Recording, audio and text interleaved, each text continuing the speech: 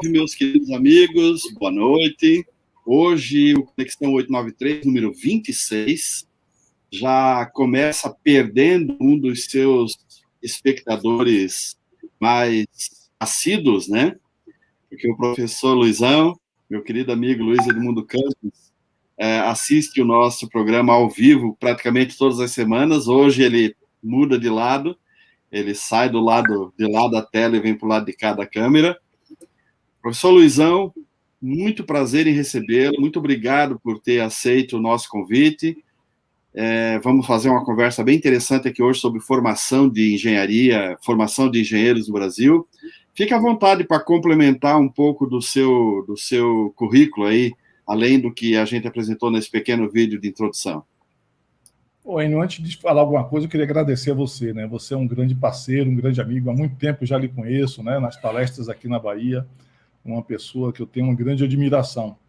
E fiquei muito contente aí quando você me convidou para estar aqui com você discutindo um pouco de um tema que eu gosto muito, né? Discutir, que é a formação dos profissionais, né? Eu acho que isso é uma coisa de quem foi um professor universitário, isso é uma coisa que a gente sempre fica buscando melhorar essa situação da formação profissional. Então, para mim, é um prazer enorme.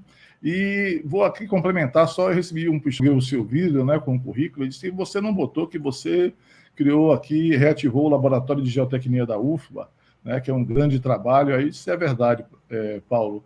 Isso eu vou colocar então, porque foi uma coisa que eu fiz em 1984, Enio, com essa reativação, e botamos um laboratório de geotecnia que é uma referência nacional, né? Um dos grandes laboratórios e que formou diversas pessoas seguiram a área de geotecnia em função de um trabalho que nós desenvolvemos na Escola Politécnica, no Laboratório de Geotecnia, né? Que beleza. Então, basicamente, complementar com isso aí, e está aqui pronto para a gente ter esse papo aí tranquilo, né? Esse papo que, com você, sempre eu gosto muito das suas entrevistas, que eu aprendo muito com elas. Muito bem. Eu conheci o professor Luizão como professor mesmo. Eu fui fazer uma palestra na Universidade Federal da Bahia, tive o privilégio de conhecer a Politécnica Federal da Bahia. E eu senti assim, a turma era apaixonada por ele, era um encantamento, assim, o professor Luizão era a grande figura, né? E eu até fiquei surpreso, acho que você era coordenador do curso na época, né? Isso, era coordenador do curso, e daí no dia seguinte apareceu no hotel para me atender e me levou para o aeroporto, se não me engano. Foi um negócio assim, achei muito simpático, e aí nessa oportunidade a gente conversou bastante, né? E eu percebi que havia ali uma pessoa com uma visão muito ampla da engenharia do Brasil. Gostei muito daquilo, já coloquei na minha lista de interlocutores preferenciais aí, uma pessoa que toda vez que eu viajo, que a gente se encontra em algum evento, tem sempre aqueles 2 dedos ou mais de prosa para enriquecer um pouco a minha cultura tecnológica. Bom, vamos lá, para eu não cometer nenhum erro aqui, né? Você me corrija se eu estiver errado, tá? Mas você é engenheiro, atua, se eu não me engano, na área de avaliações e perícias, né? Ou não, mas eu vejo muita sua atuação dando entrevistas na mídia, atentando sobre esse caso. Você foi professor durante muitos anos, é professora aposentado da Federal da Bahia, e foi presidente do CREA da Bahia. Então, você teve em três ambientes bem importantes dentro do universo do exercício profissional da engenharia, né? Como foi que você transitou por esse caminho? Como foi que você chegou ao magistério? Conte para nós um pouco da sua história dentro da engenharia. A parte de avaliação, eu faço mais nessa parte de geotecnia, né? A parte que eu trabalho, né? Então, vou fazer um pequeno relato aí da minha vida. Eu entrei na universidade em 1976, fiz engenharia civil e saí em meados de 1980. E assim que eu saí, no período que eu fui aluno, tive um grande orientador, um professor chamado Cid Gesteira, que foi o meu professor orientador, uma pessoa que eu tive uma grande aproximação, me ensinou a trabalhar com a computação, que era o trabalho principal dele, e eu trabalhava também em obras, né? Estagiava em obras. Meu pai construiu um prédio, o prédio que eu moro hoje foi construído por meu pai e eu estagiava nesse prédio. E também era monitor na universidade nessa parte aí de computação. Então foi um começo assim, que comecei a trabalhar nessa parte de obras, mas depois não gostei muito, Enio, porque na parte de obras a gente tinha que fazer um relacionamento um pouco diferente no tratamento com a pessoa, com o servente, com o ajudante, e que eu disse, não é isso que eu quero, né? Eu não quero fazer algumas coisas que para mostrar a força você tem que gritar, tem que fazer algumas coisas, eu digo, eu vou procurar ver outros caminhos, né?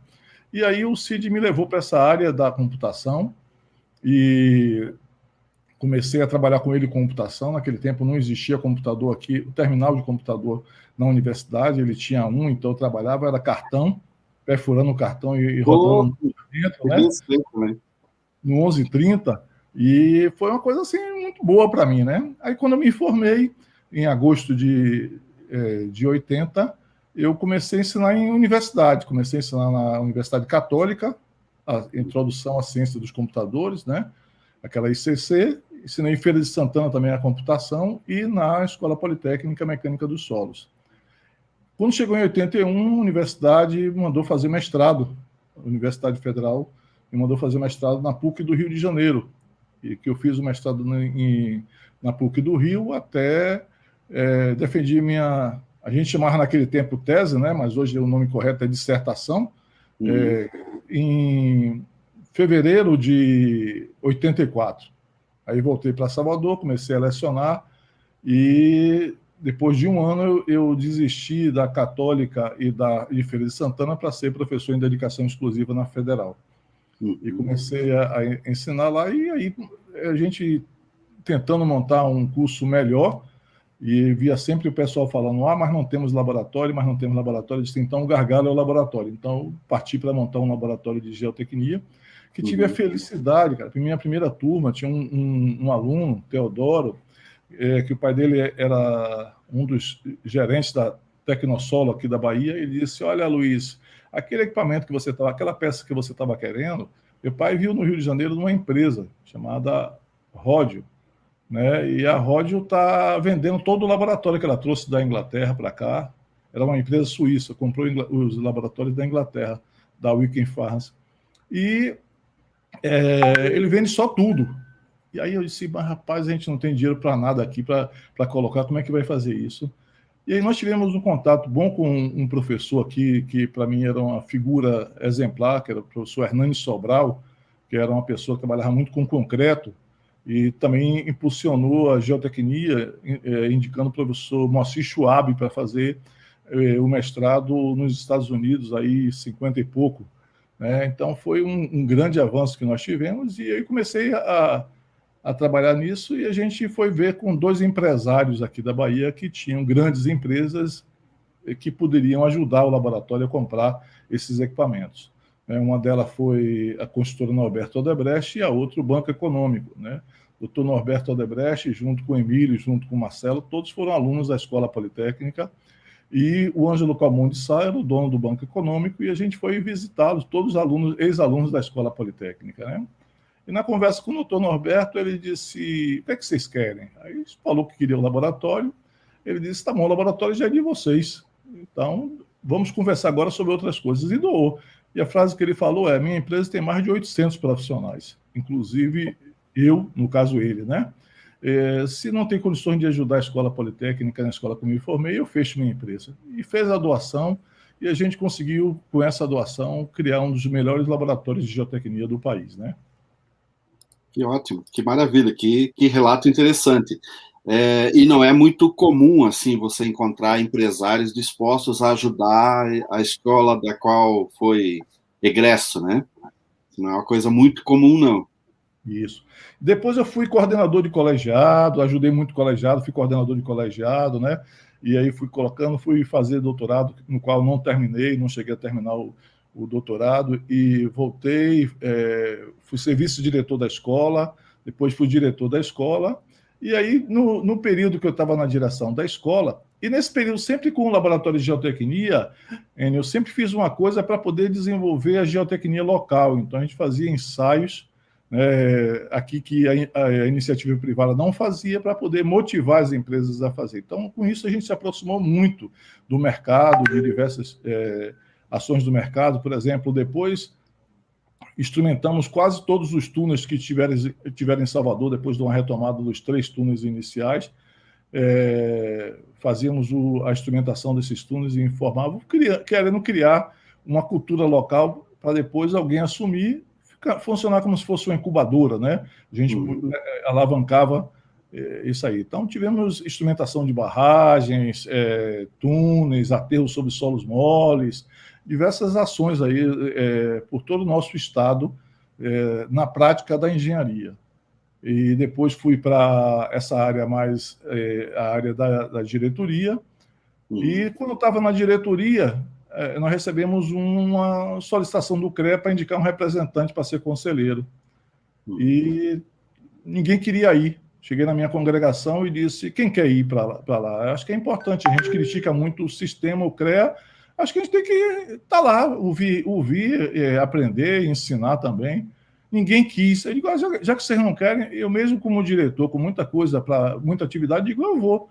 E fui. Foi uma das grandes coisas que isso, sabe, Enio? A gente na universidade acha que o CREA, o sistema profissional, é uma coisa velha, que não presta para nada, criticava muito, na qual eu também fazia isso, né? E quando eu fui para lá, entendi de um sistema totalmente diferente, e muitas pessoas criticam. A gente pode discutir isso mais à frente, por desconhecer a função de um sistema profissional, né, de um conselho profissional. Então, as pessoas querem achar que tudo é CREA, e não é bem assim. Tem coisas que realmente precisamos mudar.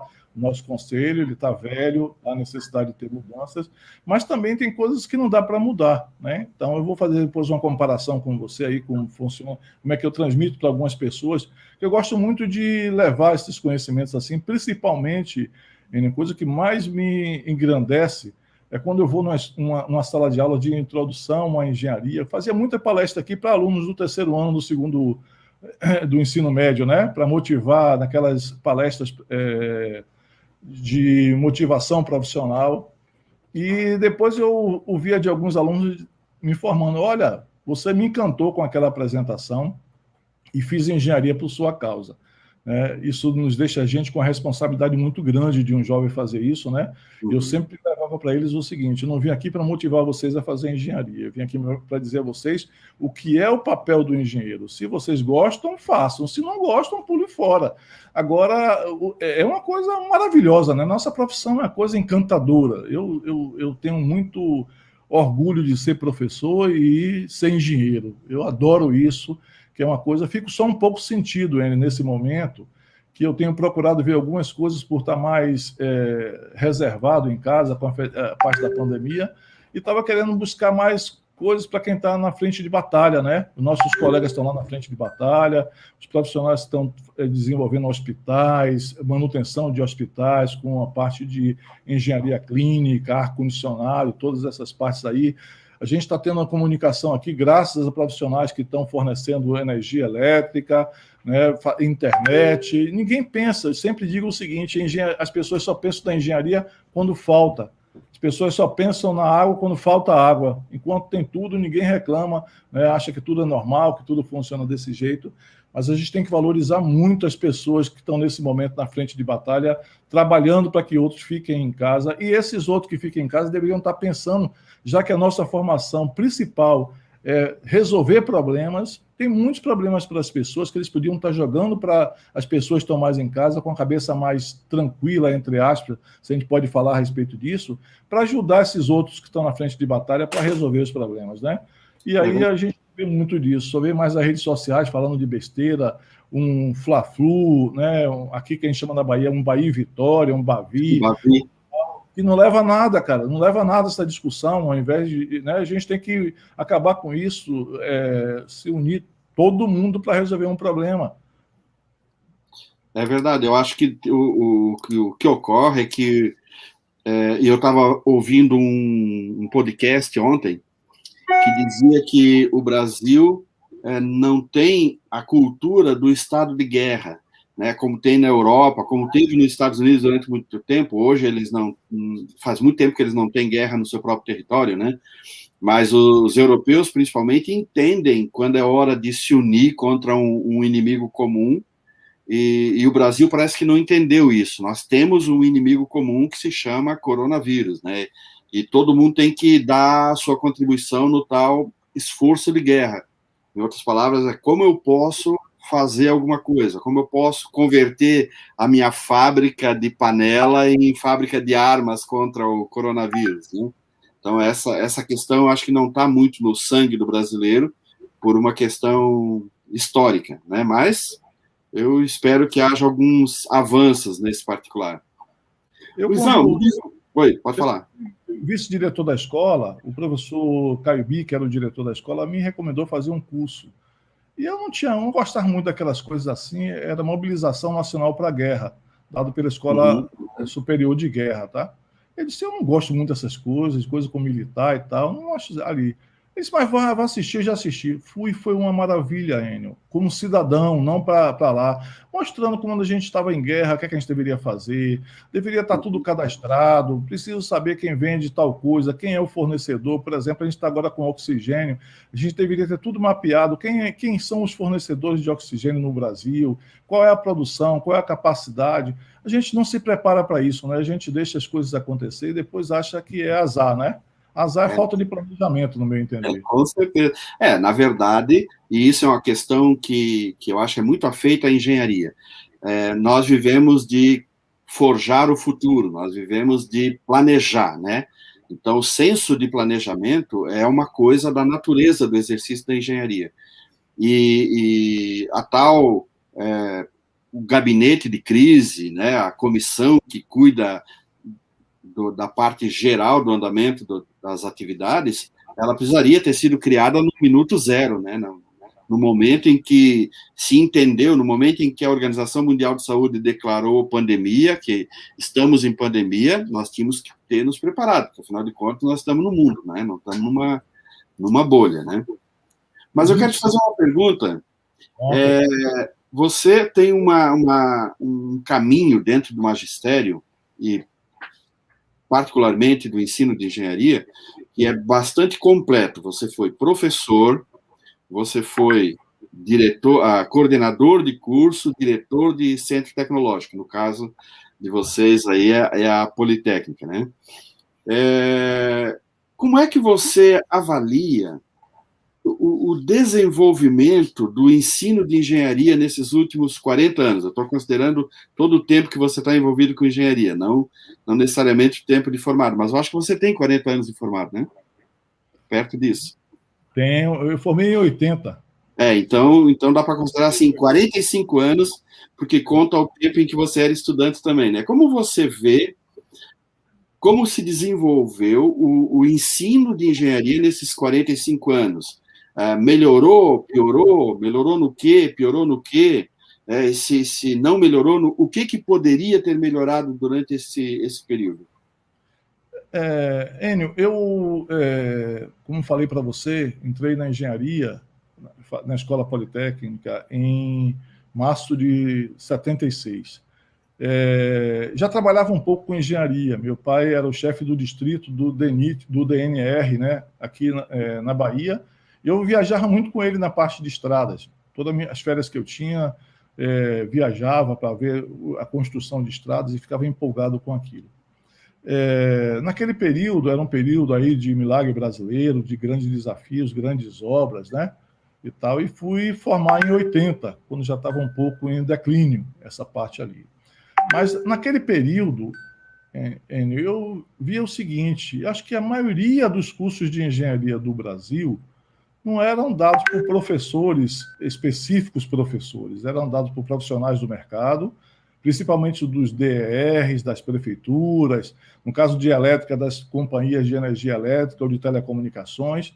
Essas pessoas vinham e davam aulas num determinado período, né? Eu tive grandes professores na minha vida, professor Moacir Schwab, professor Laranjeiras, e dentre tantos outros, que eram todos de mercado, né? E davam aulas também, e davam boas aulas, né?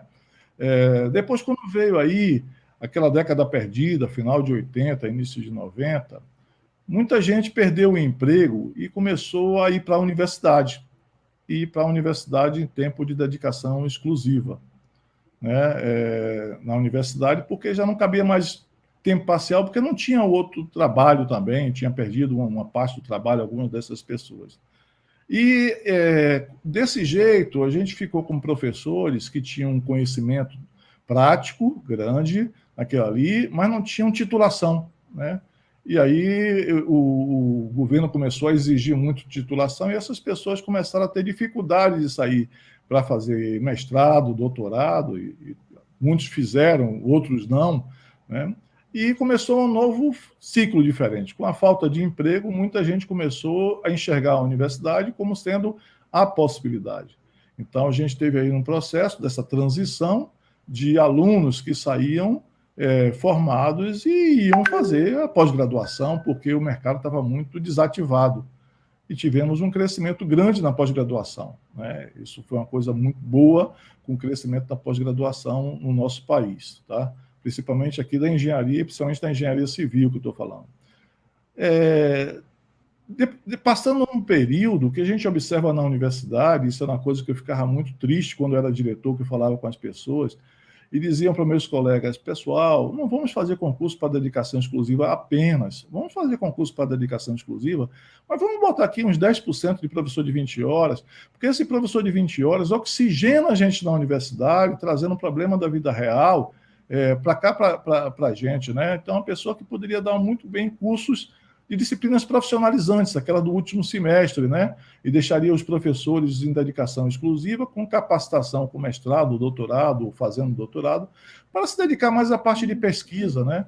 Mas o que a gente observa na universidade é que essas coisas foram crescendo, crescendo, crescendo, os conselhos universitários se empoderando dessas pessoas com titulação, e hoje você só cresce na universidade se você tiver título.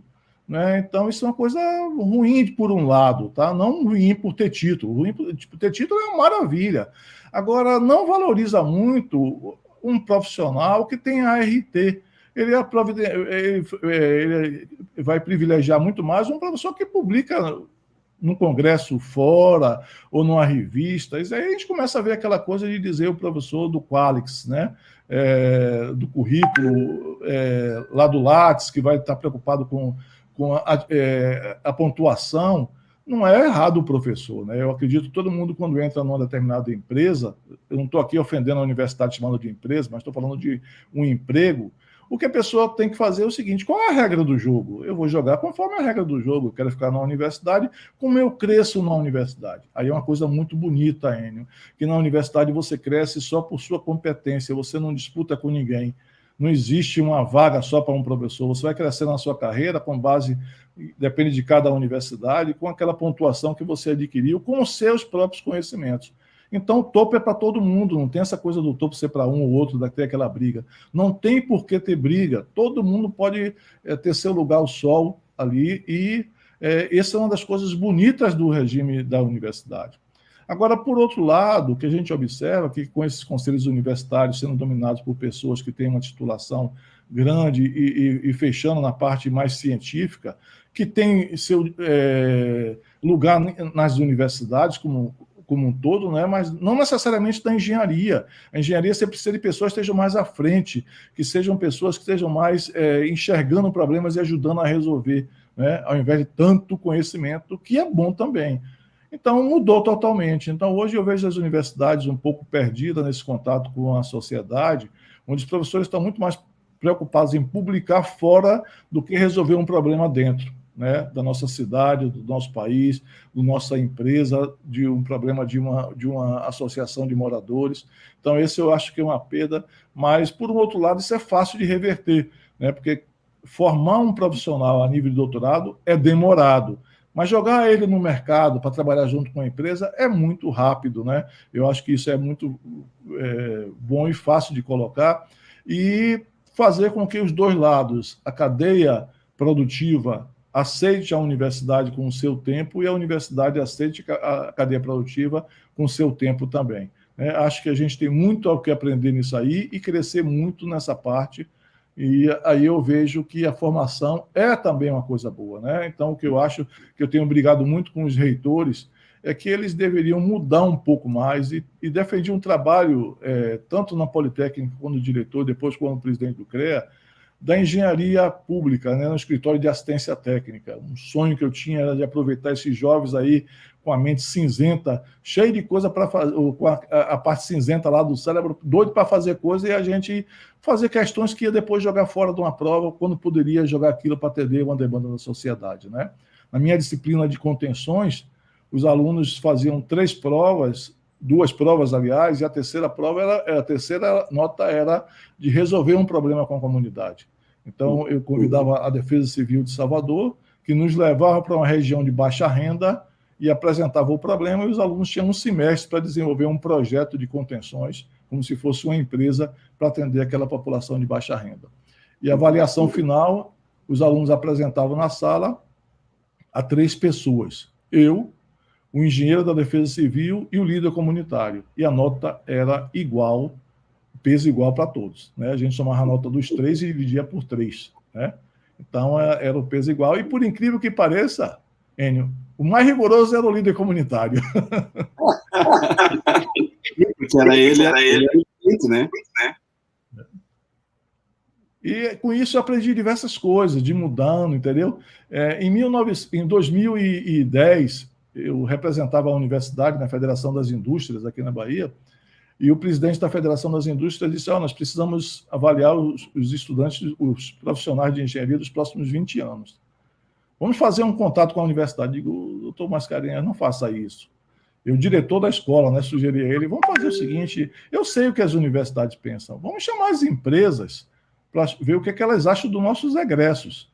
E aí foi uma coisa maravilhosa, onde a gente pôde ver que a engenharia mudou e as pessoas na universidade ainda não enxergam isso. Estão dando um curso clássico, de uma maneira clássica, onde hoje a engenharia é muito mais do que simplesmente fazer cálculos, é envolvimento com a sociedade, com o meio ambiente, né, micro e macroeconomia, né, trabalhar com a parte de valores que muitas vezes são esquecidos da universidade.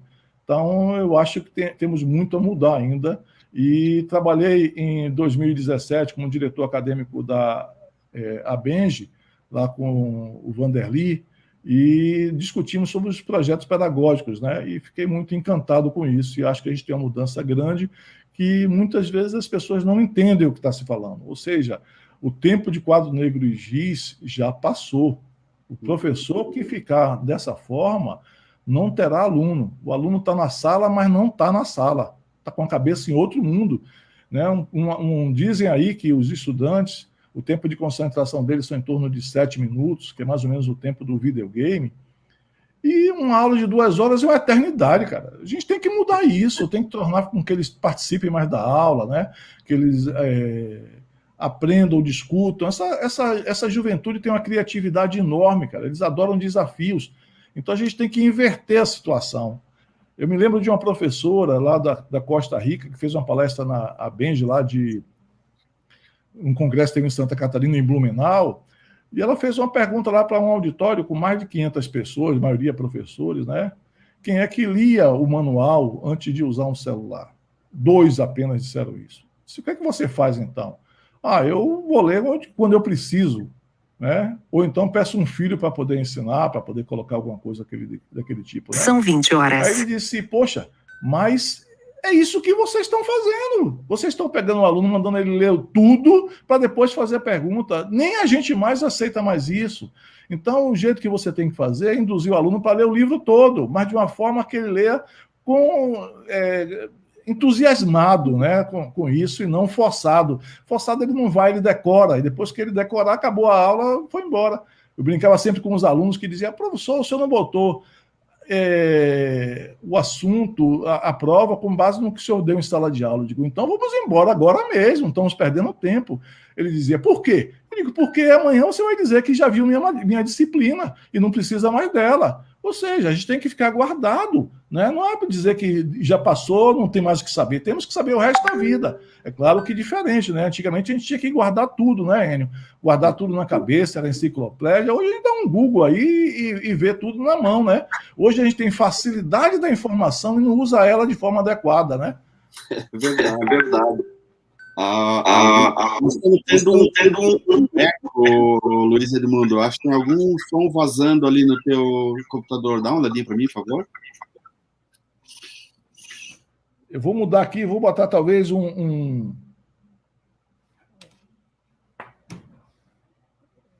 Ok. Eu não sei, Enio, como é que eu faço, porque se eu for baixar aqui, eu não vou ouvir você, entendeu? Então deixa assim, deixa assim. Vamos lá. Olha só. Quando eu me formei, na segunda metade dos anos 1980, eu lembro que quando eu ia fazer um curso desses cursos de formação continuada, o curso geralmente era uma semana inteira, né? Segunda, terça, quarta, quinta e sexta-feira. E aí o profissional passava aquela semana inteira, todo dia, no local onde fosse o curso, das 7 até as 10h30, ou das 6h30 até as 11, enfim. Depois, quando eu comecei a dar cursos, que isso foi no final dos anos 90, então, tipo, uns 15 anos depois, os cursos já estavam encurtados. Eles já eram cursos de 2 dias, né? Então, quando eu comecei, os cursos já eram cursos de ou rolava num final de semana, ou eram cursos de 2 ou 3 dias no máximo, né? Hoje, nós concentramos os cursos que eu apresento, geralmente são 8 horas o curso presencial, e os cursos online são de 6 horas, né?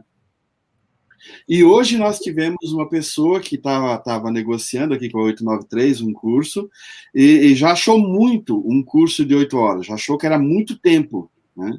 Então, é claro que a gente tem condições de concentrar um pouco mais o conteúdo num tempo menor e tal, especialmente se o curso for online, né?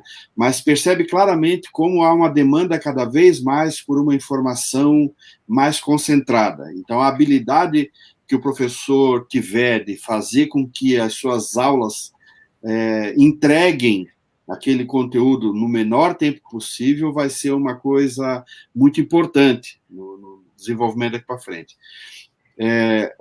As palestras do TED estão aí para demonstrar que em 18 minutos você consegue realmente contar uma história completa, né? E os próprios vídeos no YouTube. Às vezes eu fico impressionado com o que eu consigo aprender num vídeo de 8 minutos ou de 10 minutos no YouTube. Então, o aproveitamento de tempo e o desenvolvimento desse poder de síntese é realmente muito importante. E ele não era absolutamente valorizado há 20, 30 ou 40 anos, né? Porque, aparentemente, havia mais disponibilidade da atenção dos alunos, né? Deixa eu te fazer uma pergunta. Você teve uma experiência com escolas privadas lá no início da carreira. Não sei se você tem acompanhado a performance de faculdades privadas nos dias atuais, para entender, porque as faculdades privadas costumam ter professores que têm outras atividades, né? O professor tem lá o seu escritório, tem a sua empresa e dá aula naquela faculdade.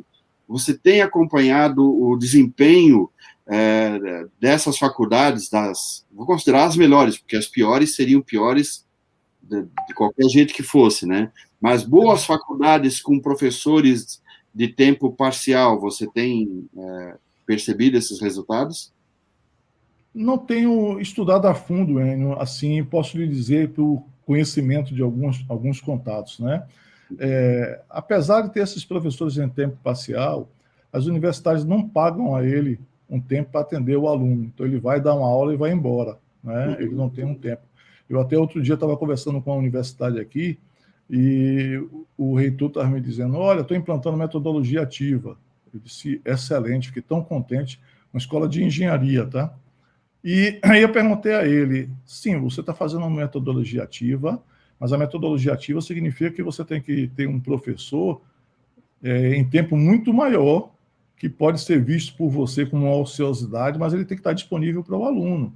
Você está pagando a ele hora-aula, ele citou, então você não está aplicando metodologia ativa. Entendeu? Estou dizendo assim, ainda tem um tipo de regime de trabalho junto com as metodologias ativas que não combinam. Você tem que fazer algumas coisas. Esses alunos aí, eu estava vendo aqui outro dia com meu filho, ele assiste um vídeo aí, que ele é formado em Direito, acelera a velocidade para assistir o vídeo, porque não tem tempo de assistir aquela coisa devagar. Ele aumenta ali, vai fazendo aquela coisa, a pessoa falando rapidozinho, ele vai pegando aquilo, porque para ele já é uma forma diferente daquele tempo que eu tinha de assistir, né? Ele quer pegar aquela coisa muito mais rápida, né? E o que eu vejo, por exemplo, uma comparação, quando você faz um filme de família, você cria ali, fica contente pra caramba, dá 5, 10, 20 minutos, ninguém aguenta mais isso. Todo mundo quer uma coisa comercial de 10 segundos, 15 segundos, 1 minuto no máximo. Um comercial de 1 minuto já é um tempo grande demais, entendeu? Aí você pode dizer, e está ficando com conhecimento superficial? Talvez sim, mas as pessoas têm conhecimento, tá? Outro dia eu estava precisando de um determinado assunto, tem um Google. Era o controle remoto, eu tinha perdido o controle remoto da minha televisão, e aí eu disse, como é que eu vou configurar ela aqui? Aí cheguei, dei um Google lá, tinha um filmezinho, configurei a mesma coisa com o controle remoto da minha garagem. Ou seja, você tem tanta coisa hoje à disposição. Antigamente a gente tinha que guardar tudo isso na cabeça, porque não tinha acesso à informação. Aí os cursos tinham que ser mais demorados para aquilo ali. Hoje você tem que ensinar o que é fundamental para o aluno e despertar ele o conhecimento. E hoje o importante não é você estar adquirindo esses dados, é você saber onde vai encontrar. Tive um problema, onde é que eu vou encontrar? Tem tal livro, tem tal coisa, tem tal material. Então, é uma dinâmica diferente. É melhor ou pior? Não sei, é diferente. Então, isso que eu acho que a gente tem que respeitar esses jovens, porque se a gente quiser impor nosso modelo de aprender como era antigamente, eles vão achar um saco e vão estar. Se tiverem presentes numa sala de aula, não vão estar presentes na cabeça. Vai estar dedilhando o celular, ou vai estar vendo outras coisas. Você precisa despertar, puxar esse cara, essa aluna também para junto de você e mostrar que a engenharia é encantadora, que ele consegue resolver problemas. Então, o que eu vejo como muito bom dessas metodologias é a gente jogar um desafio para essas crianças que gostam, crianças entre aspas, né? Esses jovens que gostam disso aí, que eles vão buscar fundo, cara, e tem soluções brilhantes. Essa semana eu estava assistindo aqui no sábado de manhã, um pessoal do Senai, o cara era largado na comunidade, brigava com todo mundo, foi fazer um curso no Senai e hoje é um especialista na parte de robótica aí, de brinquedos com crianças, uma equipe de Fórmula 1, tirou o cara de uma situação de marginalidade para um expoente através de motivação. Não adianta querer botar a pessoa para ficar lendo, se você não dá motivação, se o professor não está motivado para dar aula. Então, o professor tem que se encantar, né? A gente, para dar uma aula, tem que gostar da aula, tem que gostar do aluno e ver o seguinte, eu brinco sempre dizendo, eu penso que ensino, mas eu aprendo mais do que ensino. Olha só, a engenharia, ela envolve um pouco de ciência e muito de tecnologia. Eu concordo que a tecnologia, ela precisa ser ensinada de um jeito mais dinâmico, mas a formação do engenheiro também tem essa parte da ciência. E eu acho difícil imaginar ou aceitar a ideia de um engenheiro que não entenda de física, química, matemática, que não conheça física, química e matemática com um nível ampliado de profundidade. Senão, daqui a pouco, a gente vai ter o que nós já temos, infelizmente, né, engenheiro terraplanista, né, engenheiro que nega a força da gravidade. E essa parte de ensinar física, de ensinar cálculo, álgebra, geometria, isso aí, eu acho que ainda não existe uma forma dinâmica, rápida e fácil de ensinar essas disciplinas. Então, aí entra isso que você falou. Acho que o aluno ele precisa ser motivado. O aluno precisa ser motivado para enfrentar a dureza que é aprender física, aprender cálculo, aprender álgebra, aprender geometria, porque sem isso ele não vai ter como absorver a tecnologia, que é a segunda parte, que é, de fato, a parte que nós aplicamos no nosso dia a dia, na nossa atividade profissional. Nesse sentido, né, eu pergunto para você, o aluno ingressante, aquele que está, o calouro, mudou muito o perfil do calouro de engenharia de 1980 para cá? Olha, é com muito pesado eu informar para você, de um lado assim, Enio, que a gente tem visto uma degradação grande do ensino primário, né, ensino fundamental, depois o ensino médio, né?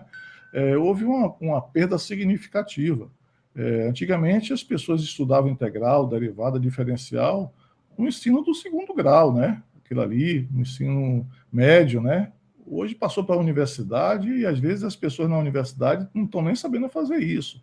Então, eu vejo que essa questão do ensino, a pessoa chegar com a base, tem entrado na universidade com a base menor do que nós tínhamos anteriormente, com conhecimentos gerais até, né?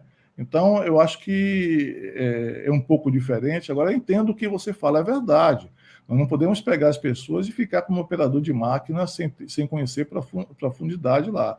Mas também, será que a gente precisa ter aqueles cálculos, aquelas deduções de fórmulas tão grandes, pegar lá cálculo 1, 2, 3, 4, quando a gente tem computadores que já nos ajudam em determinadas situações de entender aquilo? Em outras partes do mundo já estão utilizando isso mais dinâmico, né? Então, eu vejo que, por exemplo, no próprio projeto pedagógico agora, ele tenta separar os profissionais em 3 grupos, que não é, antigamente era tudo junto.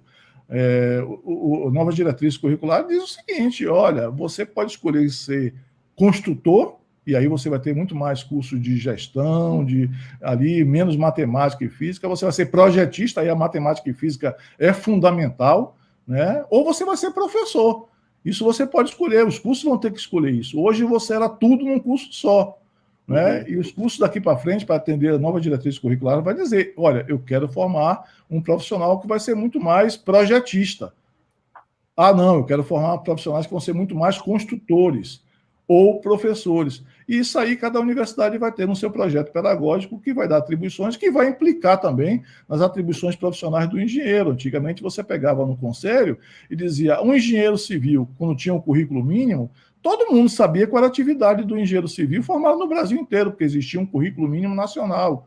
Todo mundo tinha que dar aquilo. Hoje não é verdade. Cada universidade dá um curso diferente, cada aluno faz um curso diferente, a depender da grade curricular que ele pegar, né? Então, o que vai ter que ser analisado é o estudo de cada grade curricular e dar atribuições a cada profissional. Agora, aí tem uma coisa diferente, comparado com antigamente, que antigamente a gente formava e acabou, não tinha mais formação depois da graduação, né? Era aquilo ali, você fazia um curso, outro, como você falou, aquilo ali, mas não tinha um curso. Hoje a educação é continuada, você vai, estuda um determinado ponto, aprende aquilo ali, vai para o outro. Não precisa aprender tudo de vez, quando a gente tinha essa opção antes, né?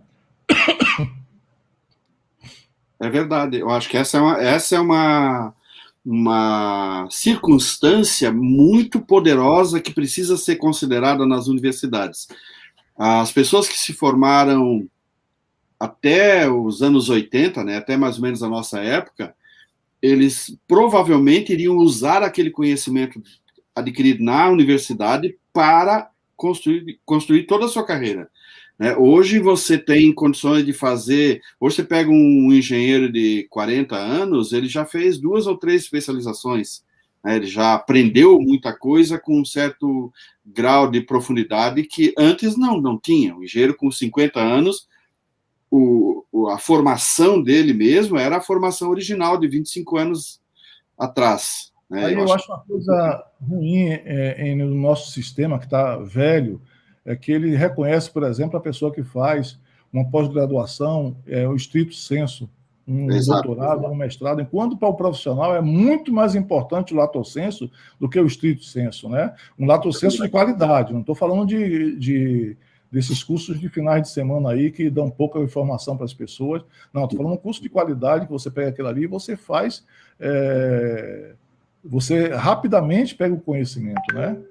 Eu me lembro, ainda só voltando um pouquinho àquela sua pergunta anterior, uns 28 anos atrás, mais ou menos, meu filho, quando estava na escola, ele estava meio desanimado lá. Eu perguntei: o que é que houve, filho? Ele disse: pai, então aquela aula tá chata. Eu disse: o que é? A professora está dando aula de coração lá do negócio, do início da ciência, mostrando o básico ainda, não era profundo não, né? Mas é uma coisa parada. Eu vou no seu computador, pego o mouse e eu navego por dentro do coração. Eu vou por um lado e vou por outro. Aquela aula é um saco, aquela aula que a professora me dá, de uma fotografia fora. Isso que a gente tem que ver, sabe, Enio? Por exemplo, a matemática, a gente decora aquelas fórmulas todas, mas não sabe nem o que está dando de curva. Hoje você pode ver aquele tridimensional, enxergar melhor, né, aquele dado, buscar mais a informação. Hoje a gente tem a informação, a informática à nossa disposição e não sabemos aplicar. Eu confesso até que eu não sei. Por exemplo, como eu vou avaliar o aluno com uma máquina de calcular? Não sei lhe dizer, não sei lhe dizer. E tinha que fazer isso.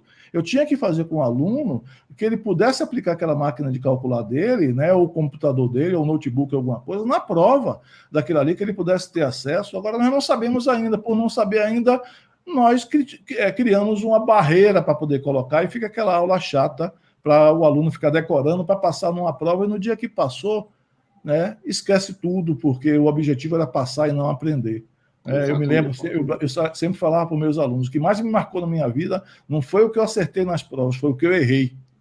Aquilo me marcou muito, eu fiquei muito chateado porque eu tinha errado aquilo. O que eu acertei, às vezes, ficava no esquecimento, passou da prova, né? Então, acho que é esse recurso da informática hoje, não vou dizer do ensino à distância, do recurso do audiovisual que a gente tem aqui disponível, que nós temos que aproveitar, né? No meu tempo, você também deve ter pego isso, as plantas eram reguatê, eu tinha que aprender a fazer ponta de lápis, né? Ela biselada ali no ponto. Régua paralela. Com apontador, né? Não podia fazer com apontador, porque com apontador, à medida que você gastava o grafite e aumentando o traço, o professor retava, tinha que raspar ele do lado com a giletezinha ali, né? Para poder deixar aquele paralelo, para poder fazer aquele desenho. Hoje ninguém fala mais em régua paralela, nem prancheta, nem reguatê, né? É CAD. Então, são coisas que, se você for apresentar isso, né? Eu me lembro sempre, para relaxar um pouco, né, um pai que levou um filho no museu e ele levou lá uma máquina de datilografia, né? Aí apresentou: meu filho, aqui, sabe o que é isso? Ele disse: pai, esse teclado tem impressora. já vem com a impressora instalada, já vem com impressora paralela. Luiz, eu vou te deixar uma pergunta aqui da nossa colega Tânia Regina, né?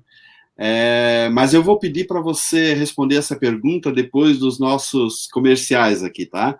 Então, a Tânia Regina Pereira, ela está perguntando como você vê a participação das mulheres no curso e na prática da engenharia. Regina, um minutinho só que o nosso querido professor Luizão já vai responder a tua pergunta. Por hora, deixa eu fazer um comercialzinho aqui, 15 segundinhos.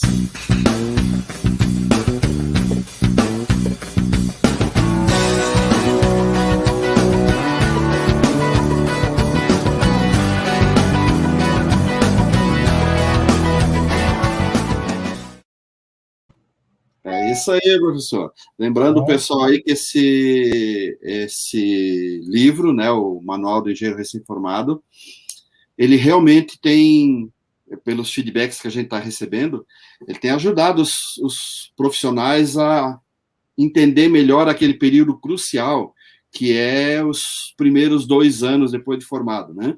Que você sai da faculdade e não tem uma boa noção de como lidar com aquele mundo do qual você vai fazer parte nos próximos 30 ou 40 anos. Isso é uma coisa interessante, Enio, que esses jovens saem às vezes com boa capacitação técnica, mas pouco conhecimento do mercado, né? Então, e às vezes muita insegurança, às vezes ele... eu tenho até um colega engenheiro civil de São Paulo, o Augusto Pedreira de Freitas, ele é dono de um escritório bem forte, um dos melhores de São Paulo, e ele diz que ele contrata engenheiros recém-formados, quando ele contrata engenheiros recém-formados, ele não tem reclamações quanto à capacitação técnica, à formação técnica, né? Ele contrata geralmente engenheiros da USP, mas o que ele sente falta é segurança, confiança. O engenheiro é muito inseguro quando ele sai da faculdade.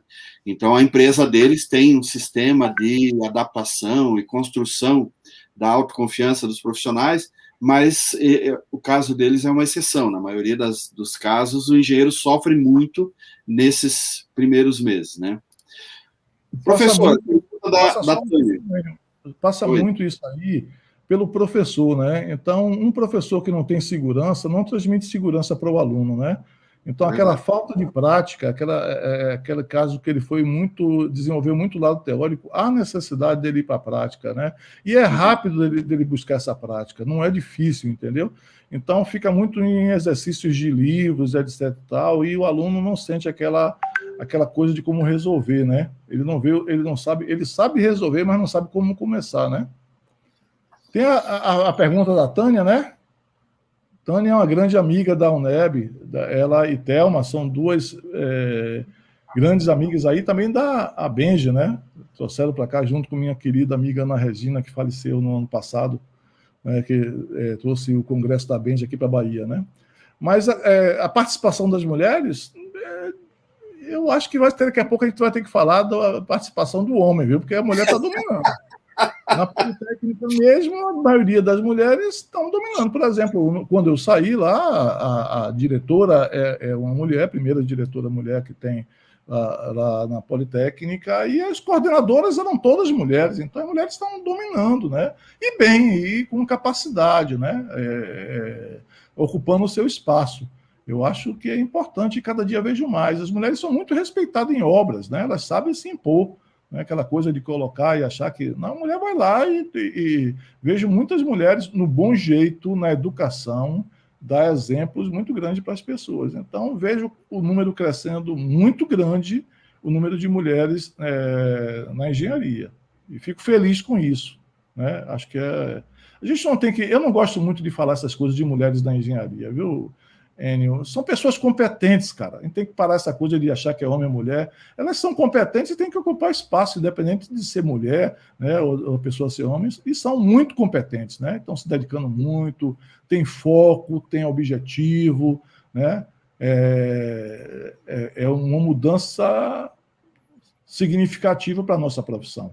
E a gente tem que aprender muito com isso, né? Então, acho que o número tem crescido e acho que tem que crescer muito mais, né? Mas já está tendo uma parte bastante representativa e ocupando os espaços de destaques, né? Eu me lembro quando um tempo atrás eu apoiei a reitora para ser reitora, as pessoas diziam: você está apoiando tal pessoa? Eu digo, sim. A mulher, eu digo, não, eu estou apoiando porque ela é competente, ela é mulher também. Mas não é por ela ser mulher que eu estou apoiando porque eu tenho uma pessoa competente que domina essa parte, mesmo sofrendo tudo o que passou, conseguiu superar, né? Então, acho que... Espero que não tenha isso, viu, Enio? Isso é coisa velha, né? De ter essas diferenças entre homem e mulher, né? Todo mundo está aí para estar unido, né? Nesse processo. Isso realmente deveria já ser parte do nosso passado e não está sendo resgatado agora. Eu estudei com mulheres no meu curso, numa época em que tinha muito menos mulheres em cada turma de engenharia. Minha turma de 50 alunos tinha 2 mulheres, na turma que eu me formei tinha 2. As 4 eram absolutamente excepcionais, eram do top 10 da turma, e hoje elas são engenheiras muito bem sucedidas profissionalmente. Então, na minha cabeça, durante muito tempo, acho que eu já estava formado uns 10 ou 15 anos, quando eu comecei a me dar conta de que as mulheres realmente estavam enfrentando alguma dificuldade. Porque, para mim, a mulher engenheira era, na verdade, sinônimo de profissional competente. Eu nunca vi nas mulheres nenhum indício ou possibilidade de ter um problema, né? Mas, infelizmente, o professor, a gente realmente está numa sociedade hoje onde certos preconceitos estão aflorando, né? Digamos que os preconceituosos estão perdendo a vergonha, estão se manifestando com muito mais tranquilidade, com muito mais guarida, né? Então, nesse sentido, eu acho que é importante ter essa clareza de que nós ainda precisamos ensinar para algumas pessoas que mulher na engenharia não é uma coisa que tem que ser tratada como diferença, tem que ser tratado mesmo como igual, né? Inclusive, outro dia eu entrevistei aqui a... Como é que é o nome dela que eu esqueci? Ai. Mas isso é próprio de mim, né? Eu já vou lembrar. A Lenita Seco Brandão, de São Paulo. Se ela souber que eu esqueci o nome dela, ela vai me matar. E ela fez as contas e o número de mulheres presidentes de CREA no Brasil hoje é equivalente ou um pouco maior do que o número de mulheres na engenharia do Brasil hoje. Ou seja, pelo menos em termos de organizações do sistema CONFEA-CREA, nós já estamos alcançando um equilíbrio, o que é certamente uma coisa boa. Por falar em CREA, nós temos aqui uns 3 minutinhos para fechar a nossa conversa. Você foi presidente do CREA Bahia nos últimos 3 anos, fez uma gestão bacana, eu acompanhei aqui, não tão de perto quanto eu gostaria. E como você acha que o sistema CONFEA-CREA pode interferir, ajudando ou contribuindo na formação de novos engenheiros do Brasil? Qual é o papel do sistema CONFEA-CREA na formação de novos engenheiros do Brasil? Olha, Enio, isso é uma coisa importante de a gente colocar, porque existe 2 sistemas diferentes, o sistema acadêmico e o sistema profissional. O sistema acadêmico capacita as pessoas, o sistema profissional regulamenta. Quem tem a obrigação de dar capacitação são as universidades, são os cursos, são as instituições de ensino, são as faculdades. O Conselho ele deveria regulamentar essa situação. É claro que a gente não pode também dizer o Conselho ficar só na regulamentação. O que é que o Conselho pode ajudar? As pessoas, às vezes, esquecem o que é um conselho. Aí eu vou fazer um link para vocês que eu faço para as pessoas. O conselho funciona, posso até ser mal entendido no que eu vou colocar, tá? Mas os conselhos funcionam parecido com o Detran, cara. Você, para tirar carteira, você vai ter que fazer um teste e provar. E o que o Detran faz? Ele lhe dá uma carteira dizendo, olha, você está apto para dirigir, para não pôr em risco a sociedade, né? E nem por isso o Detran ou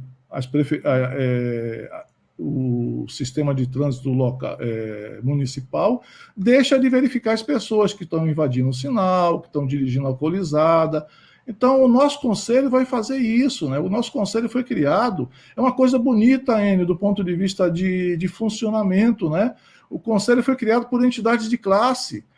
Nós mandamos na gente, as pessoas dizem, o CREA manda lá, não manda. Eu tenho uma posição disso hoje diferente que eu tinha antigamente, Enio. Veja-se do ponto, nós não sabemos a força que nós temos. Quem manda no conselho, seja o federal, seja o regional, são a plenária, né? E a plenária é constituída por representantes das instituições de ensino e das entidades de classe e também de sindicatos, tá? Então, nós representamos nós mesmos, né? Então, outro dia uma pessoa disse assim, mas o CREA está me exigindo isso. Eu digo, claro, cara, por que o CREA está exigindo? Quem especifica pelo CREA é seu colega, então chegue para ele e reclame com ele.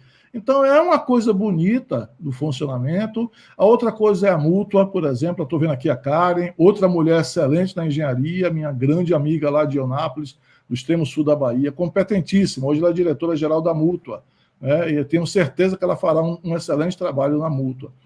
E a mútua é outro braço. A RT veio, de uma certa forma, Enio, para poder criar uma reserva para os profissionais na mútua, que é uma caixa de assistência. A OAB tem a caixa de assistência, faz muito menos do que a gente e é muito mais conhecida, e as pessoas desconhecem até isso. Ela contribui, sendo mutualista ou não, para a mútua, com 20% da RT, e nem sabe disso. Então, há necessidade da mútua também ser mais visível, ser mais transparente, né? Atuar mais em benefício dos profissionais. Não estou defendendo a RT. A RT é uma coisa bonita. Não estou defendendo assim, o valor da RT, que é o que as pessoas reclamam. A RT vem proteger o profissional, Enio. As empresas queriam ficar com aquele acervo técnico para elas, a RT veio dizer, não, o acervo técnico não são das empresas, os acervos técnicos são dos profissionais, e você leva esse acervo técnico quando você sai de uma empresa. Então, você é um profissional de peso no mercado quando tem as CATs, porque a empresa depende de você. Não existe acervo técnico de empresa, existe capacidade operacional. O acervo técnico de uma empresa é dado pela somatória dos acervos técnicos dos profissionais que são contratados ou que vão ser contratados por uma empresa. Então, nós temos uma coisa boa nisso aí. É caro? Vamos brigar para ser mais barato. Agora, a ART é uma coisa boa, não devemos brigar para acabar, e sim para tornar uma coisa menos complicada, menos burocrática no preenchimento. Às vezes é chato de preencher, os CREAs não dão curso nas universidades para ensinar o jovem profissional, o futuro profissional. Como diz a Karen, o profissional que tem formação, o estudante de engenharia não é estudante, é profissional em formação. A gente deveria estar mais presente lá com eles para mostrar aquilo ali, né? De mostrar essas outras vantagens, não só a obrigação e não só a fiscalização, né? As pessoas reclamam, mas o CREA não dá nada para a gente. E o Detran dá? Você paga a IPVA todo ano e não reclama de nada para aquilo ali, né? Então, é um órgão que deveria, não estou dizendo o que está fazendo, né, fiscalizar para evitar que pessoas não qualificadas estejam exercendo a profissão. Então, o órgão que defende o profissional, nesse momento que ele diz o seguinte, olha, se tem alguém que está fazendo errado, nós vamos tirar do mercado, vamos mandar... Ainda não tem a criminalização da engenharia, isso está no Congresso para ser julgado, mas quando a gente encontra uma pessoa exercendo ilegalmente a profissão de engenharia, a gente encaminhava, né, quando eu estava lá no CREA, para o Ministério Público e para a Polícia Federal, informando que tem alguém exercendo legalmente e pondo a sociedade em risco, né? Podendo pôr a sociedade em risco, né? Perfeitamente. Luizão, como sempre, um grande prazer conversar contigo. Muito obrigado de novo por ter aceito o nosso convite. Hoje nós tivemos um dos chats mais movimentados, né? Os amigos estão todos aí, fizeram algumas perguntas. Peço desculpas para pessoas que fizeram perguntas, mas que acabavam não cabendo naquele tópico da conversa. O professor Luizão está com acesso a esse chat e daí ele pode depois responder diretamente. E agradeço a todos os que participaram conosco hoje. Na terça que vem, temos mais. Eu agradeço muito a você, Enio, e fico aí contente de ter batido esse papo aí contigo. Diz que quando a conversa é boa, o tempo voa, né? Passou muito rápido. Né? Valeu, Luizão. Grande abraço a todos aí que nos assistiram e vamos assistir ainda mais à frente, né? Perfeito. Até amanhã. Até amanhã. Um beijo no coração.